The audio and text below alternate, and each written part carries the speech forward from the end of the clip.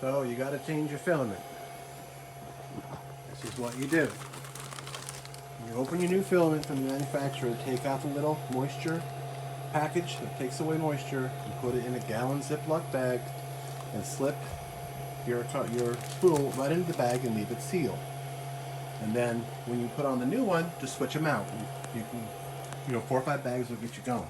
As you can see, we use a lot of filament at our thing shop. The other thing I do is I have filament and sandpaper, and I leave them in a plastic drawer, and I will use them and put all the packets in the bottom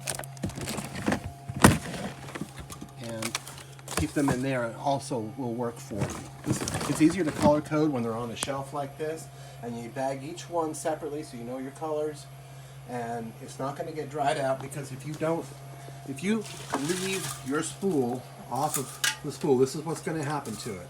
If you touch it with your hands and try to rewind it, put it back on the spool, it's going to splinter and break, especially in places like Florida. And that's our tip for today.